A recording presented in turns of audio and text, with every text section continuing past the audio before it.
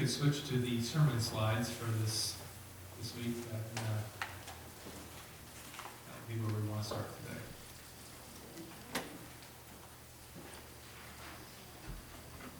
As they're getting that set up, how would you think you would feel? Let's just take a moment to imagine how you might feel if you were suddenly transported to a place where everybody spoke a different language and nobody believed the things you did, shared your values, or had your same worldview. How would you feel? Would you feel like, oh, hey, this is an easy thing, this is fun? Or would you feel like, maybe this is a little difficult? Maybe this is a little challenging? How would you respond?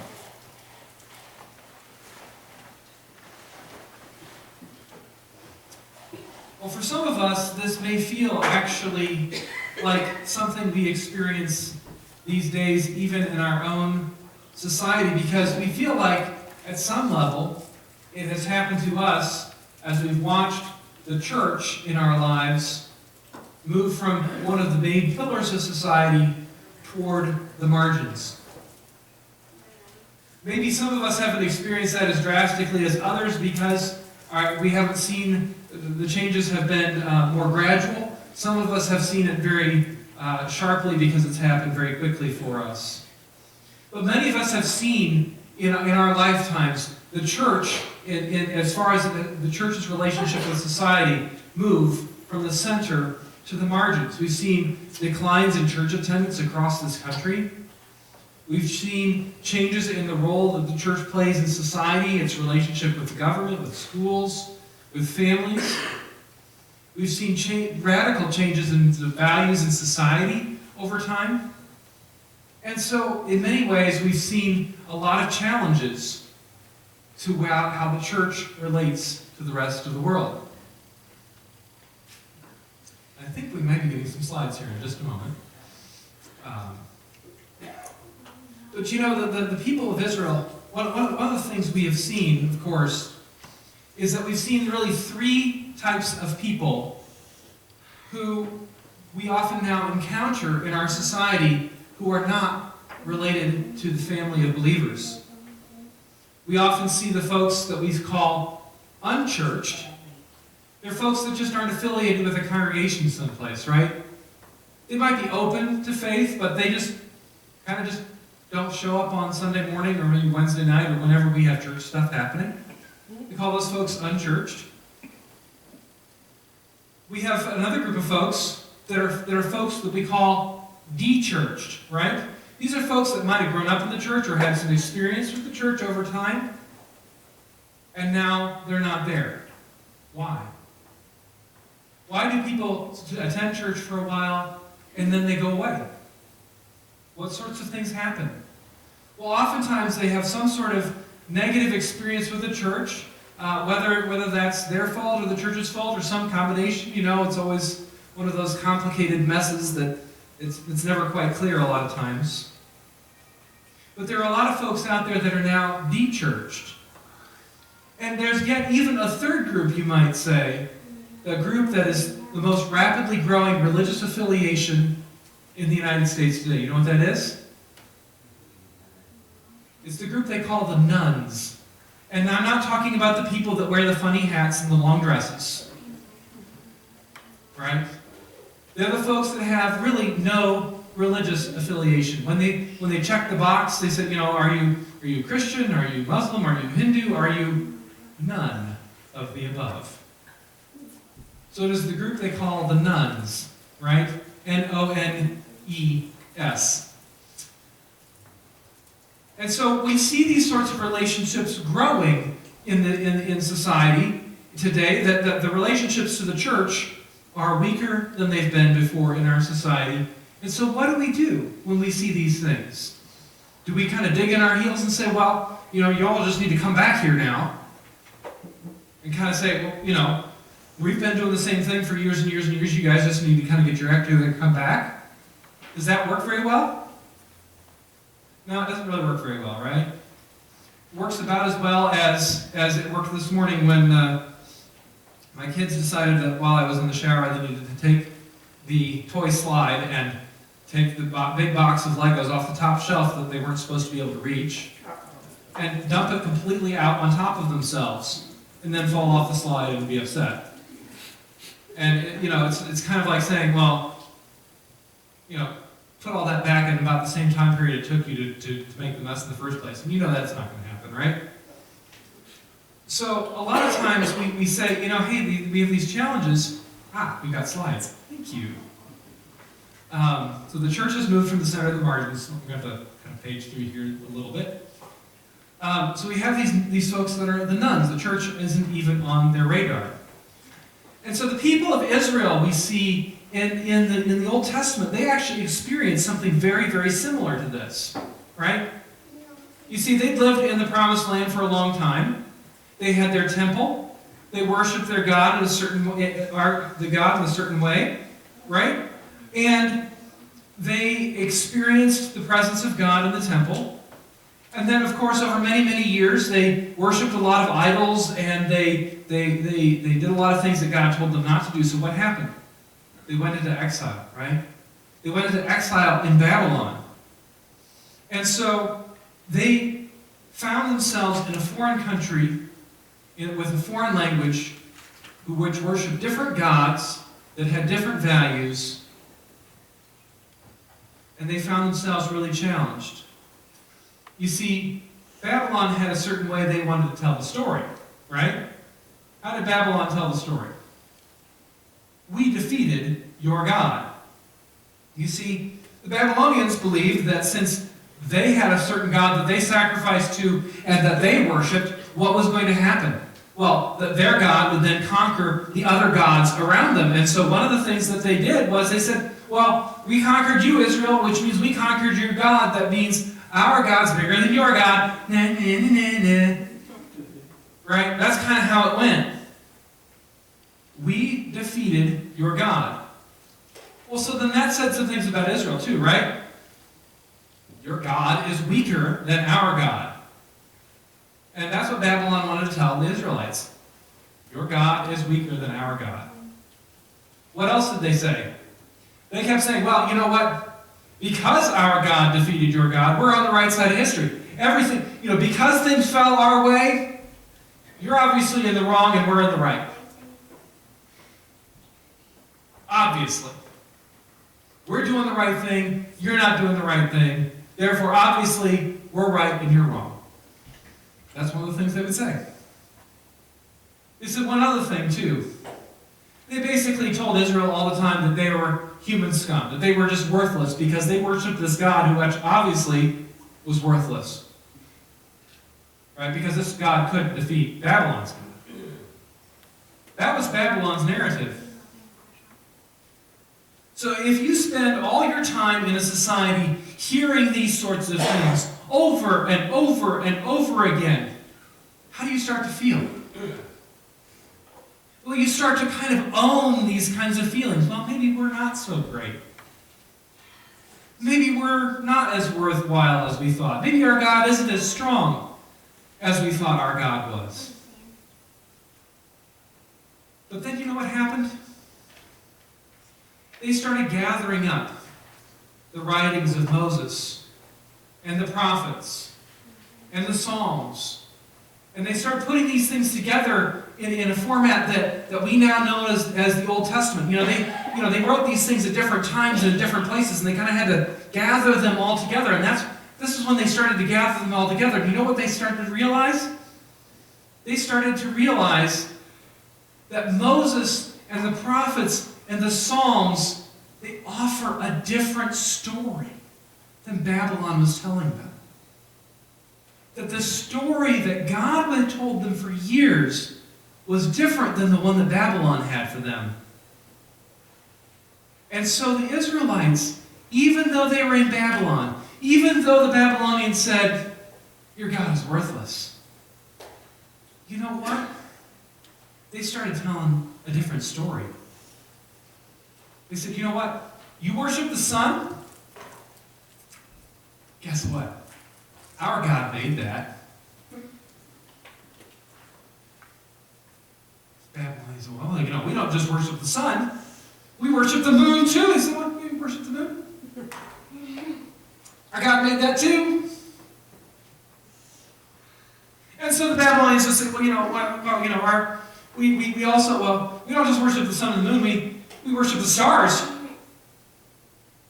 What does Israel say? Our God made that. Oh, well, your God might have made that, but we worship this bull. This great big bull, he's got these big horns and everything, and that's the God that conquered you. Israel says, our God made that. And over and over and over again, they start telling this story, right? You worship, fill in the blank. Our God made that. And that was the story they started to tell over and over and over again. It was the narrative that they could use to start to say, you know what? No matter what Babylon says about our God made that. And we're here because we messed up. Not because our God was weak. And so one of the ways they started to tell that, of course, was at the very beginning of what we now know as the Old Testament, the book of Genesis. So let's go ahead and read from there for right now and hear the way they told the story in the middle of a society that said, your God isn't powerful and your God is worthless. So this is the way they told the story. In the beginning, God created the heavens and the earth. Now the earth was formless and empty, and darkness was over the surface of the deep, and the Spirit of God was hovering over the waters. And God said, let there be light. And there was light.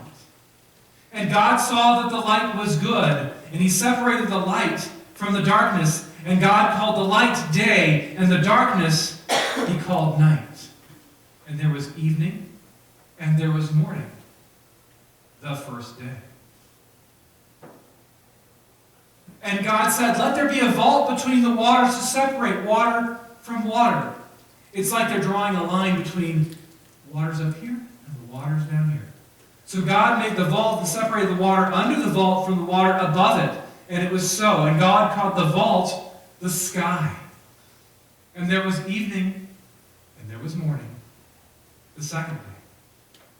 And God said, let the water under the sky be gathered to one place, and let dry ground appear. And it was so. God called the dry ground land, and he gathered the waters, he called seas. And God saw that it was good. It was good. And then God said, let the land produce vegetation, seed-bearing plants and trees on the land that bear fruit with seed in it, according to their various kinds.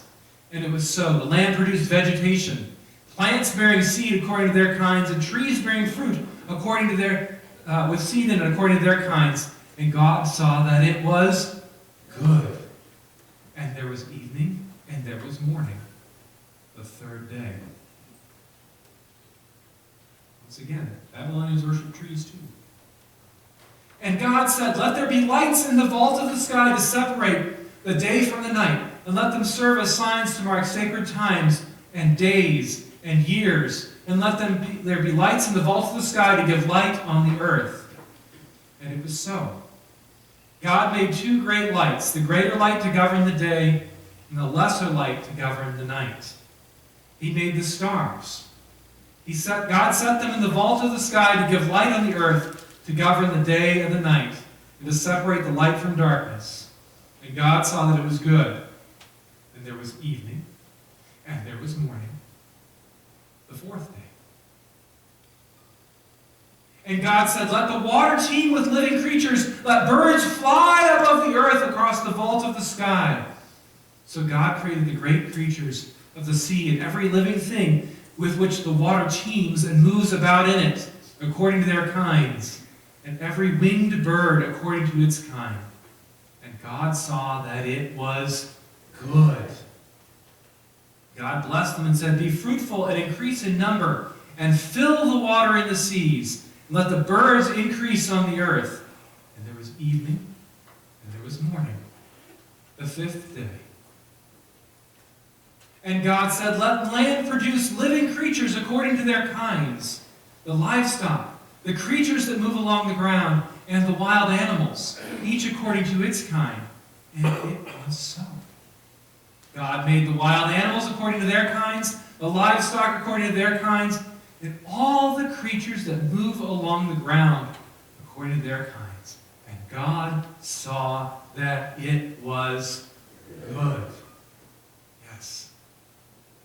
And then God said, "Let us make mankind in our image, in our likeness, so that they may rule over the fish in the sea, and the birds in the sky, and over the livestock, and all the wild animals, over all the creatures that move along the ground."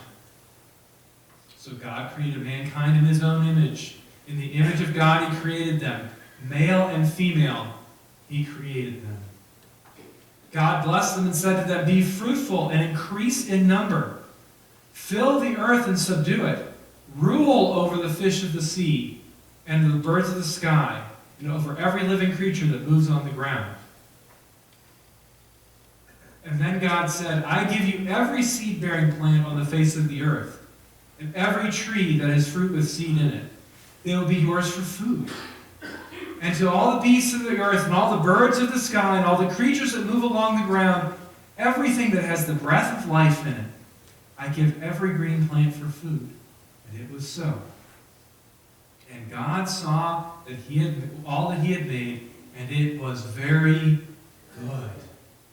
And there was evening, and there was morning, the sixth day. Thus the heavens and the earth were completed in all their vast array. By the seventh day God had finished the work he had been doing. So on the seventh day he rested from all his work.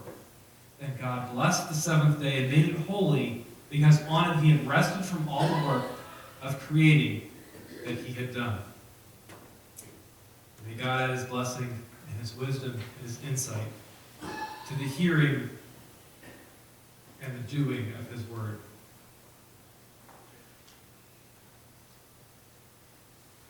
So the story of creation was a story that Israel at some level was telling to the people of Babylon. Was telling to them, saying, "Our God made all this stuff that you worship. So worship our God instead. Because our God is the God that made all this stuff that you think is so amazing. You might have a good God. Our God is better yet." And you see, the Babylonians, they had this way of dedicating their temples that the Israelites were using to tell them, "Hey, look, you have this temple over here for this God that's got this special territory over here. Our God owns the whole planet, the whole earth, everything." So you see, when the Babylonians would dedicate a temple, they would say, "This God has not had a house.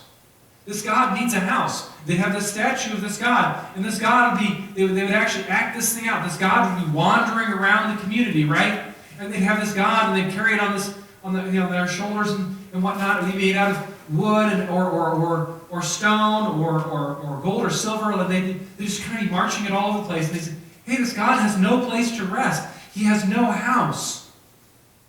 And so then they would build this God a temple.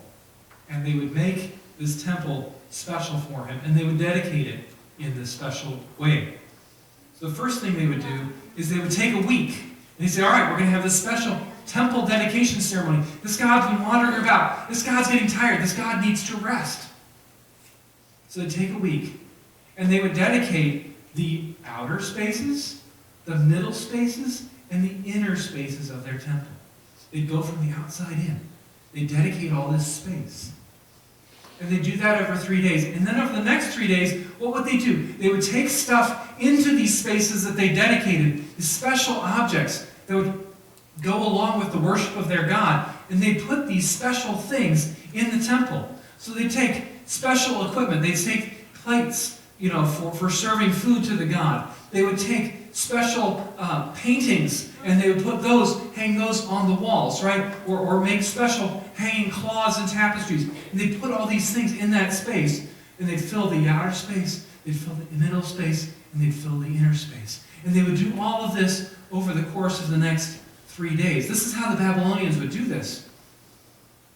And so then on that last day, on that 6th day, they'd take this god, that had been wandering about, was getting tired because he didn't have a house, and they'd take the image and they'd put it right in the middle of the inner space in that temple. And what would they say that god would then do? That god who'd been wandering around for years and years perhaps, now was resting in his temple.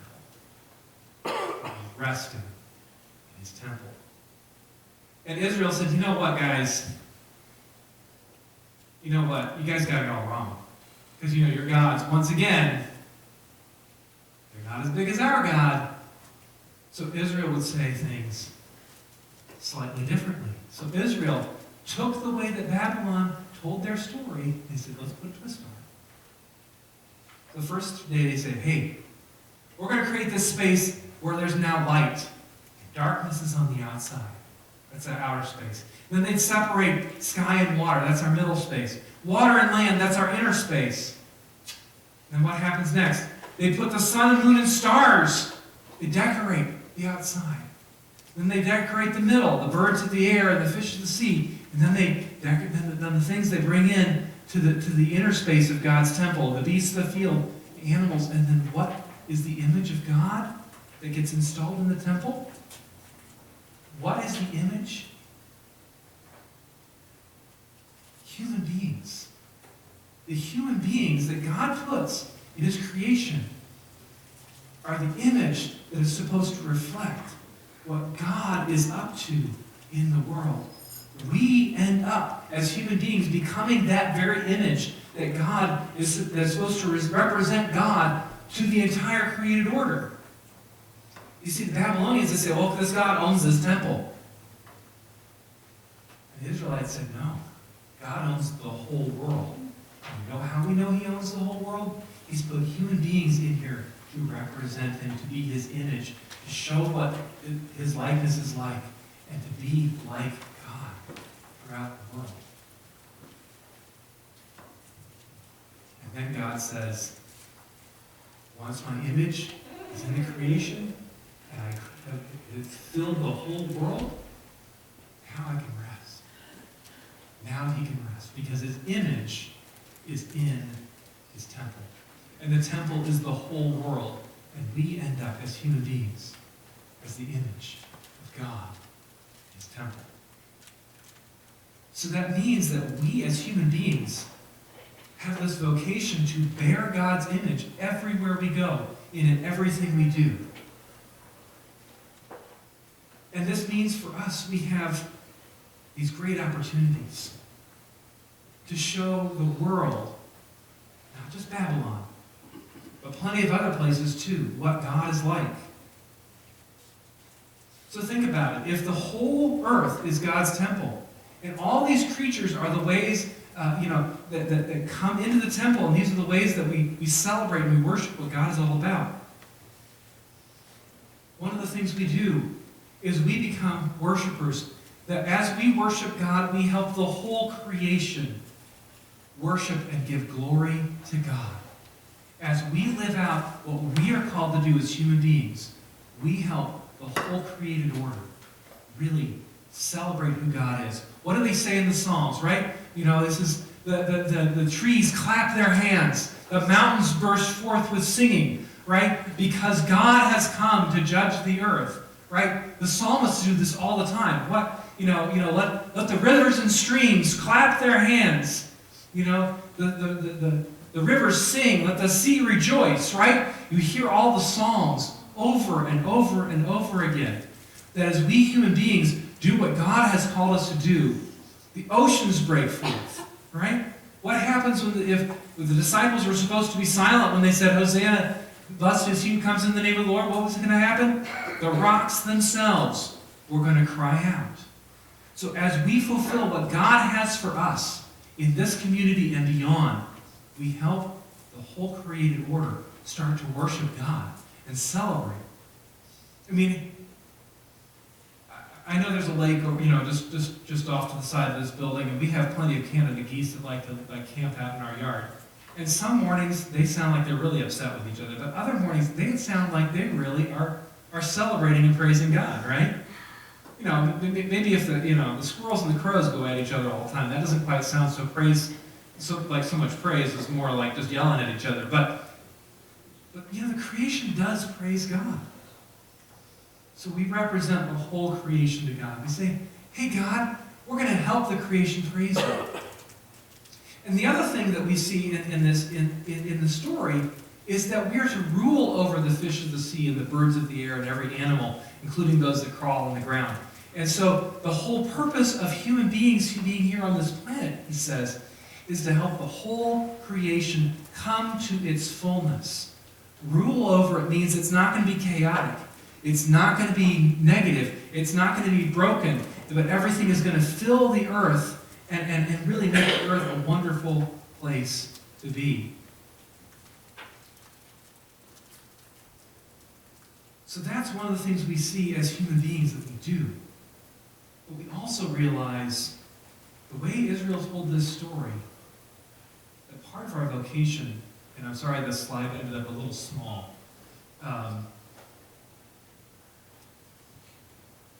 we start to minister to those like us who've ended up on the margins.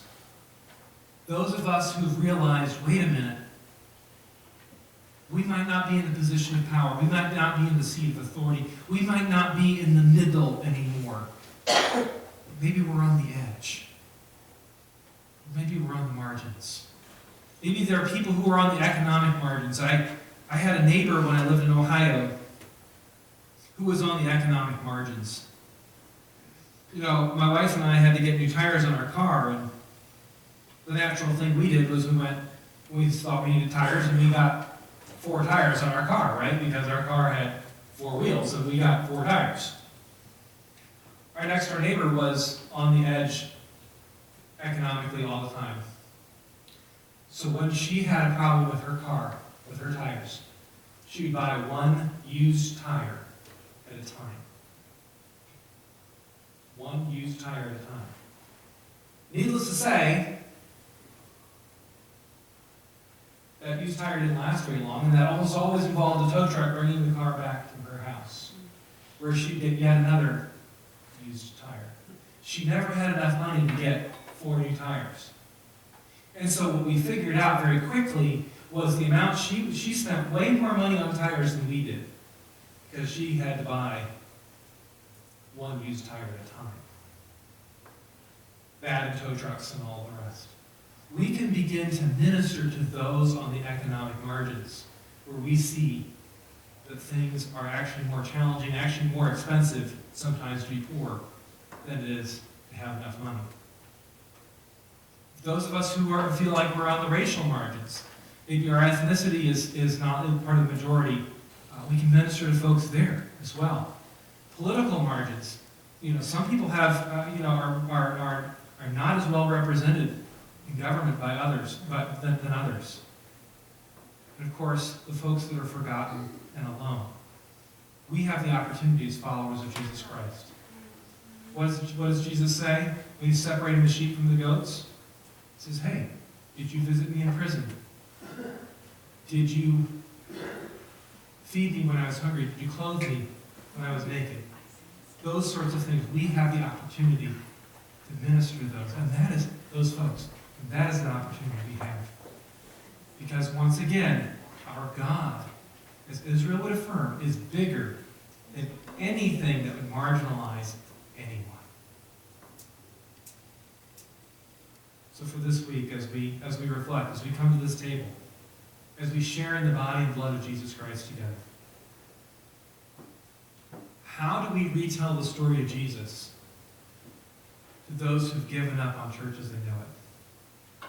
How do we take that creative story that we have in the Bible and say it in a way that people go, oh, maybe I understand it now for the first time. It's the same old story. How do we tell it in a way somebody goes, aha, I get it? How do we connect with those people whose response to, hey, do you want to come to church is, well, I'm spiritual but not religious? Are there creative ways we can talk to them as well? And how, of course, do we express care for the whole creation, not just human beings, but the whole creation, the way that it can express its fullness to what God is? So that when we say, hey, the lakes and the rivers and the streams, they celebrate God. The trees, they celebrate God. The animals, they celebrate, right? As the psalm says, let righteousness roll on like waters, and justice like an ever-flowing stream. How do we help creation express what God's up to? This is what we pray for this week. We can reach out to those who are on the margins, because God has placed us as well, not in the middle, but on the edge, where a lot of other people are, who can experience the transformation of God. Let us pray.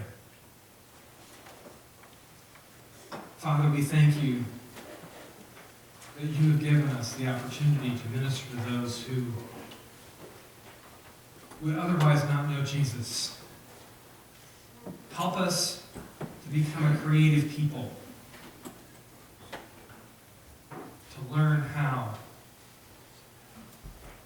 to express your message to those who don't know Jesus, or to those who have heard it so many times they've closed their ears. Help us, Father, as we minister to this community. Through Jesus Christ our Lord.